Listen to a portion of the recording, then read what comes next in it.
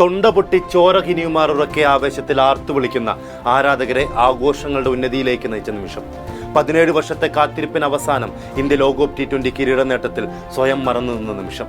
ഈ ലോകം ഇന്ത്യൻ ജനതയുടെ, ഇന്ത്യൻ താരങ്ങളുടെ ആഘോഷാരവങ്ങളിലേക്ക് ചേർന്ന് നിന്ന നിമിഷം.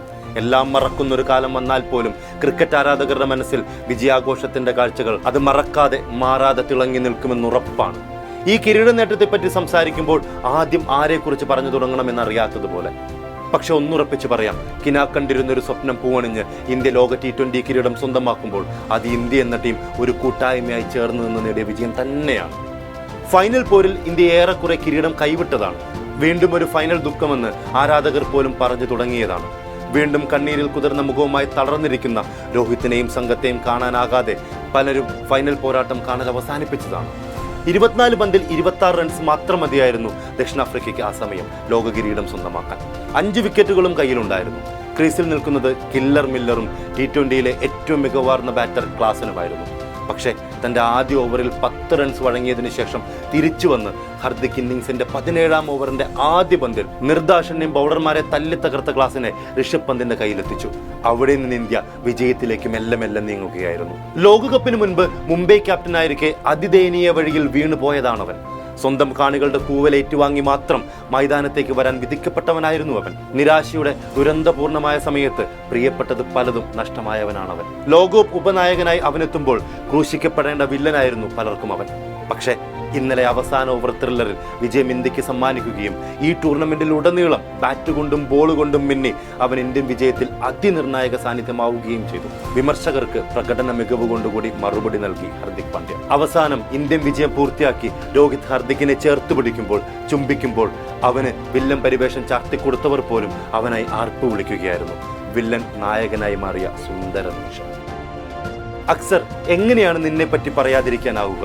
അക്സർ എന്തിനാണ് ടീമിലെന്ന് പറയുന്നിടത്തു നിന്ന് അക്സർ ഇല്ലാതെ എങ്ങനെയാണ് T20 ലോകകപ്പ് ടീം എന്ന് പറയുന്നിടത്തു വരെ കാര്യങ്ങൾ നീ എത്തിച്ചില്ലേ? ഫൈനലിൽ കോഹ്ലി സ്ട്രഗിൾ ചെയ്യുന്നിടത്ത് നീ നേടിയ 31 പന്തിലെ 47 റൺസ് അത് വിജയിക്കാനാകുന്ന ഒരു സ്കോറിലേക്ക് ഇന്ത്യയെ എത്തിക്കുന്നതിൽ അതിനിർണായകമായി മാറുകയും ചെയ്തു. The great boom boom Bumrah. ലോക കിരീടത്തിനൊപ്പം ഈ ലോകകപ്പിന്റെ താരത്തിനുള്ള പുരസ്കാരവും ബുംറയുടെ കയ്യിലിരിക്കുമ്പോൾ കൂടുതൽ അത് തിളക്കമുള്ളതായി മാറുന്നതായി തോന്നുന്നുണ്ട്. ഒരൊറ്റ മത്സരം എന്നല്ല, ബോൾ എടുക്കുമ്പോഴൊക്കെ ഇന്ത്യൻ പ്രതീക്ഷകളും കയ്യിലെടുക്കുന്ന ബുംറ ഫൈനലിൽ എപ്പോഴത്തെയും പോലെ കണിശതയുള്ള കടുപ്പക്കാരൻ ബൗളറായി മാറി. ആ കണിശത തന്നെയാണ് അവസാന ഓവർ വരെ നീണ്ട പോരാട്ടത്തിൽ വിജയം ഇന്ത്യക്കൊപ്പം ചേർത്ത് വെച്ചത്. ചിലപ്പോൾ തോന്നും ബുംറ പന്തെറിയുമ്പോൾ പന്ത് അവൻ പറയുന്നത് അണുവിട തെറ്റാതെ അനുസരിക്കുന്നുവെന്ന്.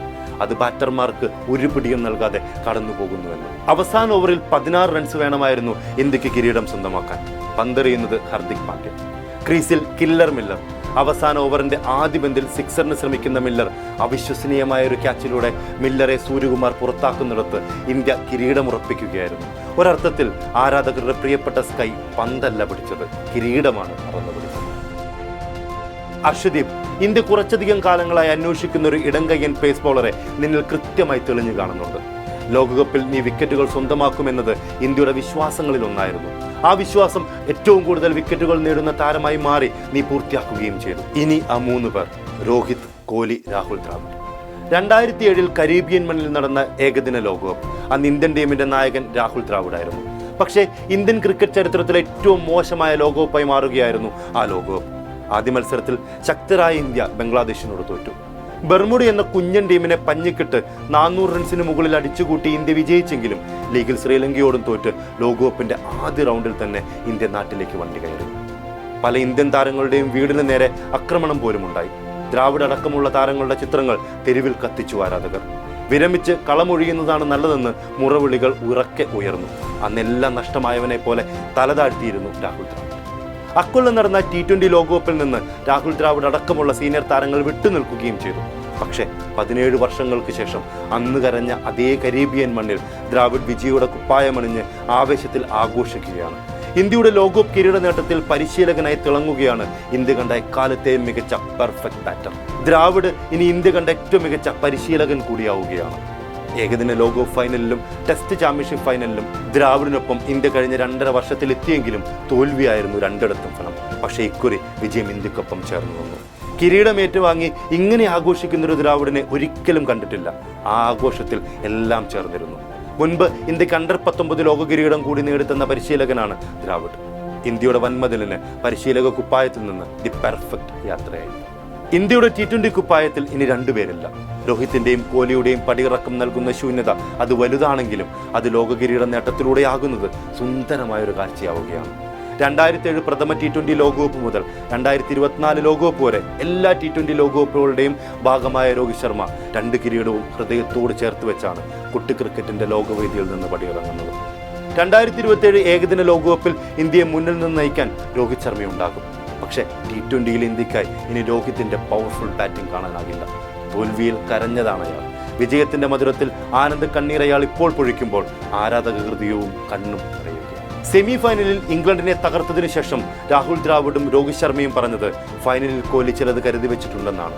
ആ വാക്കുകൾ യഥാർത്ഥമായി മാറുകയായിരുന്നു ഫൈനലിൽ. അനിവാര്യമായ സമയത്ത് എത്ര വലിയ വീഴ്ചയിൽ നിന്നാണെങ്കിലും അവൻ തിരിച്ചു വരുമെന്ന് ഒരിക്കൽ കൂടി തെളിയിച്ച ഇന്നിംഗ്സ്. പതർച്ചിയിൽ ടീമിനെ കരകയറ്റേണ്ടത് എങ്ങനെയാണെന്നുള്ള ബെസ്റ്റ് എക്സാമ്പിൾ. സെമി വരെ കോഹ്ലി നിരാശയായിരുന്നു ഇന്ത്യൻ ടീമിനെ സമ്മാനിച്ചത്. പക്ഷേ എന്തുകൊണ്ടാണ് താൻ ലോക ക്രിക്കറ്റിന്റെ രാജാവെന്ന് വിളിക്കപ്പെടുന്നതെന്ന് തെളിയിക്കുകയായിരുന്നു ഫൈനൽ മത്സരത്തിൽ അയാൾ. അല്ലെങ്കിലും കോഹ്ലിയേക്കാൾ അതിസമ്മർദ്ദത്തിന്റെ നിമിഷങ്ങളെ മറികടക്കാൻ എളുപ്പത്തിൽ കഴിയുന്ന മറ്റാരാണ് ലോക ക്രിക്കറ്റിലുള്ളത്? ഇനി ഇന്ത്യക്കായി T20 കളിക്കാൻ അവനില്ല എന്നത് വേദന തന്നെയാണ്. പക്ഷെ ഇതിനപ്പുറം മനോഹരമായി മറ്റേത് സമയമാണ് കോഹ്ലിക്ക് വിരമിക്കാൻ കഴിയുക? ഇവരെക്കുറിച്ച് പറഞ്ഞു വെക്കുമ്പോഴും ഇന്ത്യൻ വിജയം സംഭവിച്ചത് അത് ഇന്ത്യൻ ടീം അംഗങ്ങളെല്ലാം സപ്പോർട്ടിംഗ് സ്റ്റാഫ് അടക്കമെല്ലാം ഒരുമിച്ച് ഒരു കൂട്ടമായി ചേർന്ന് നിന്നുകൊണ്ട് മാത്രമാണ്. ഇനിയും ആവർത്തിക്കണം. ഇനിയും ഒരു കാലഘട്ടം കാത്തിരിക്കാൻ കഴിയില്ല. ഇടയ്ക്കിടയ്ക്ക് ആവർത്തിക്കുന്നതായി മാറണം ഇന്ത്യയുടെ ICC ടൂർണമെന്റുകളിലെ